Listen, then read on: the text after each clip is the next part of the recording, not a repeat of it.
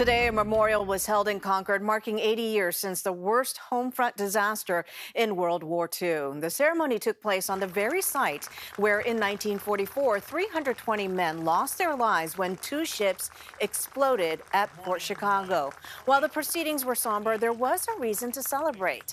On hand, U.S. Secretary of the Navy Carlos Del Toro. Earlier this week, Del Toro signed an order exonerating more than 200 black sailors who were punished following the blast. And to be able to exonerate those 258 men who have suffered over the last 80 years an injustice that they shouldn't have been suffered. More than 400 sailors. An investigation by General Counsel discovered that the newly exonerated men had been unjustly convicted. In attendance at the service today, family members who have demanded a hard look at the military's complicated relationship with race. Elizabeth Cook has our report.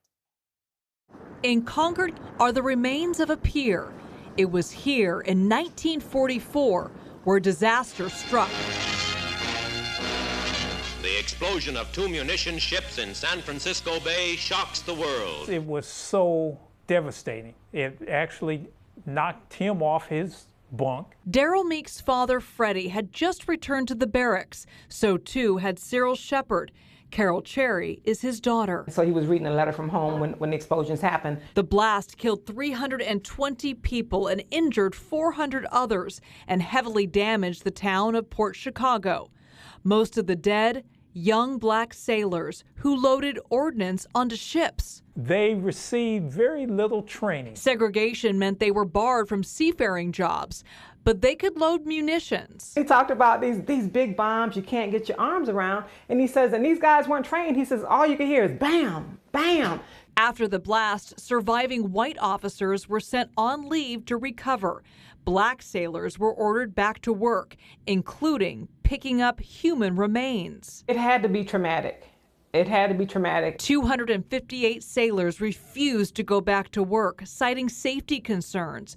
After warnings and threats from senior officers, most complied, but 50 men held out. The 50, they stood together and they said, kill us. But we're not going to continue to work under these conditions. The sailors, including Meeks and Shepard, were convicted of mutiny, sentenced to hard labor along with dishonorable discharges. It took until this week for the Navy to clear their names. Here's a letter from Secretary today. All the sailors exonerated. Their convictions ruled unjust. The findings of guilty and the sentence are set aside. This exoneration was a long time coming. But 80 years later, none of the Port Chicago 50 were alive to see it. They deserve to be, in our history books. And I'm not speaking just of black history, but they deserve to be in American history books. He's our hero because he stood with those 50, those other 49 sailors.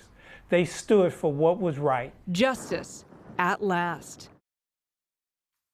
U.S. Navy Secretary is urging the public to spread the news about the exonerations. He wants family members of the men to get in touch.